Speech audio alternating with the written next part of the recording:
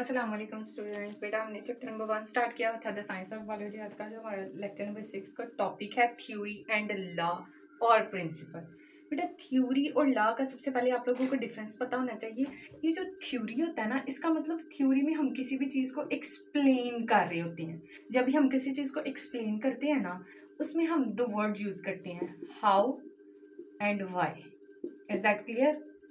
लेकिन in case of law एक rule है और लॉ में हम नेचर को डिस्कस करते हैं, ठीक है। और नेचर को जब हम डिस्कस करते हैं ना, उसमें एक वर्ड यूज करते हैं, वो वर्ड होता है what always happen in nature.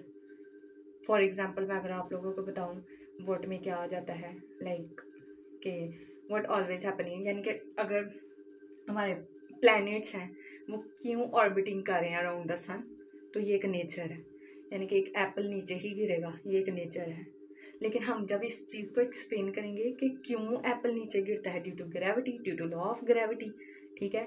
तो लॉ ऑफ ग्रेविटी तो व्हाट हो गया, लेकिन वो कैसे गिरता है, by attraction, force of attraction. तो जब हम किसी चीज़ को एक्सप्लेन करते हैं तो वो थ्योरी है, और थ्योरी और लॉ ये दो डिफरेंट चीज़ें हैं, लेकिन बोथ ये इम्पॉर्टेंट है साइंस के अंदर, ठीक है। हाँ, ये हम कह सकते हैं कि एक थ्योरी को जब बार बार एक्सपेरिमेंट किया जाए तो वो ठीक प्रूव हो, तो देन हम उसका रूल बना देते हैं, यानी कि उसको लॉ में कन्वर्ट कर देते हैं, ठीक है। लेकिन ये दोनों चीज़ें कभी भी सेम नहीं है। थ्योरी से लॉ तब बनता है जब हम उस पर बार बार एक्सपेरिमेंट करते हैं। बेटा आ जाते हैं हम थ्योरी के ऊपर। जो आपकी बुक में डेफिनेशन लिखी हुई है, यहीं से आप लोगों ने बेटा मार्क करनी है। पेज नंबर है 16। उसने कहा है when experiment prove hypothesis correct, scientist use such hypothesis for making further hypothesis. उस हाइपोथेसिस मजीद हाइपोथेसिस वो बनाने की कोशिश करते हैं। When new hypothesis are again proved, when new hypothesis बार बार प्रूव होना स्टार्ट हो जाती है एक्सपेरिमेंट से, तो जो ओरिजिनल वाली हाइपोथेसिस होती है वो किस में कन्वर्ट हो जाती है, थ्योरी। इसका मतलब हाइपोथेसिस जो ओरिजिनल होती है, बार बार इस पे एक्सपेरिमेंट करते हैं, वो किस में कन्वर्ट हो जाती है, थ्योरी में। Theory supported by extensive evidence and is repeatedly validated and by multiple researches इन पे की जाती हैं। फॉर एग्जांपल इसमें एग्जांपल बताई गई है the theory of evolution. Theory of evolution बेटा ये बड़ी मशहूर थ्योरी है, और इसमें एवोल्यूशन का मतलब होता है चेंजेस आना। अब ये कैसी थ्योरी थी, इस चीज में क्या एक्सप्लेन किया गया था इस थ्योरी में, how species change over time through natural selection. के स्पीशीज जो होती है ना, स्पीशीज बेटा समझ रहे हैं, सिमिलर ऑर्गेनिज्म को कहते हैं। जो स्पीशीज होती हैं वो चेंज कैसे होती हैं, with the passage of time, change over time, वो कैसे चेंज हो रही होती हैं हमारी ये जो स्पीशीज हैं, through natural selection. For example एक पौधा है ना, अगर कोई भी उसने हार्श कंडीशन को उसने पार कर लिया है, ठीक है, यानी कि कोई भी उसके लिए कोई अनफेवरेबल कंडीशन है, उसमें हार्श कंडीशन और अर्थक्वेक हो सकता है, ठीक है। अब उस हार्श कंडीशन से वो पौधा घर निकल गया, ठीक है, तो इसका मतलब उसको नेचर ने सिलेक्ट कर लिया। क्या हो गया, उसको नेचर ने सिलेक्ट कर लिया, उसकी सिलेक्शन हो गई, यानी कि उसमें ऐसी कुछ चीज़ें पाई जाती थी जो कि उसकी जीन्स में था कि वो इस अनफेवरेबल कंडीशन को बियर कर सके, उसने बियर कर ली। अब जब कंडीशन फेवरेबल आई है तो वो अच्छे तरीके से वो उसमें लाइव कर रहा है, जैसे पहले वो लिव कर रहा था। तो थ्योरी ऑफ एवोल्यूशन में बेटा क्या होता है कि इसमें एक्सप्लेन किया गया था कि स्पीशीज कैसे, तो इसमें भी बेटा वही वर्ड आ रहा है वाई एंड हाउ, जो कि मैंने आप लोगों को स्टार्ट में बताया है, वाई एंड हाउ, क्यों और कैसे। तो हमने वो चीज़ बताते हैं कि नेचर उसको क्या कर रही होती है, सिलेक्ट कर रही होती है। बेटा नेक्स्ट आ जाता है scientist keep on testing the theories by doing experiment. फिर उन थ्योरीज पे दोबारा बार बार उस पर एक्सपेरिमेंट टेस्ट करके उस पर एक्सपेरिमेंट किए जाते हैं। They try their best to disprove. इनका ये होता है कि हम अपनी जो थ्योरी है ना, इसको किसी ना किसी तरीके से इसको डिसप्रूव करें, ठीक है।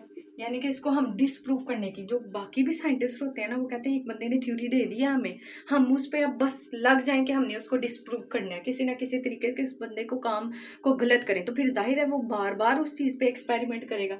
If a theory is proved again and again by experiment it become law और प्रिंसिपल, ठीक है। ये यहाँ से आप लोगों ने बेटा डेफिनेशन मार्क कर लेनी है।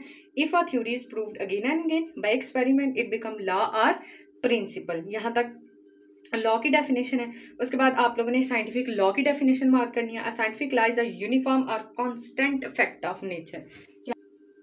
ओके जी स्टूडेंट्स, आ जाता है हमारे पास, जैसे मैंने आपको लॉ की डेफिनेशन मार्क करवा दिया, इसमें थ्योरी लॉ साइंटिफिक लॉ और उनकी एग्जांपल, ये इंपॉर्टेंट है, ठीक है, शॉर्ट क्वेश्चन के लिए तो आप लोगों ने ये मार्क कर लेनी है। साइंटिफिक लॉ बेटा, साइंटिफिक लॉ क्या होता है? इज अ यूनिफॉर्म और the constant fact of nature. ये कुदरत की एक हकीकत होती है जिसको हम लॉ में यानी कि इस रूल को हम क्या कर रहे होते हैं, डिस्कस कर रहे होते हैं।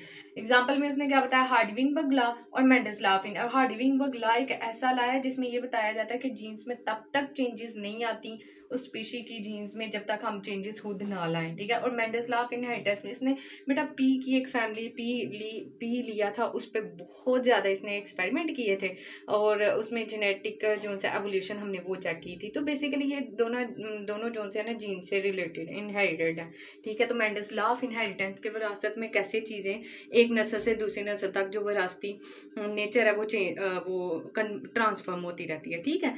तो बेटा ये था सारा हमारा थ्योरी एंड लॉ का कॉन्सेप्ट। आई थिंक आप लोगों को समझ आया होगा। एक साइड बॉक्स में लिखा हुआ है यहाँ पे बेटे बायोलॉजिकल प्रॉब्लम्स। बायोलॉजिकल प्रॉब्लम्स में बेटे क्या है, ऑब्जर्वेशन है। बायोलॉजिकल प्रॉब्लम सबसे पहले हम ऑब्जर्व करते हैं, उसके बाद हाइपोथेसिस एक स्टेटमेंट दे देते हैं, उस स्टेटमेंट को इफ एंड देन लॉजिक से हम चूज करते हैं, देन उस पर एक्सपेरिमेंट किया जाता है, फिर उसको रिजल्ट्स बनाए जाते हैं, रिपोर्ट किया जाता है, दुनिया भर में बताया जाता है, और फिर थ्योरी क्या सोल्यूशन किया जाता है, और थ्योरी से फिर वो लॉ प्रिंसिपल में कन्वर्ट किया जाता है by going so many testing and goes on experiment.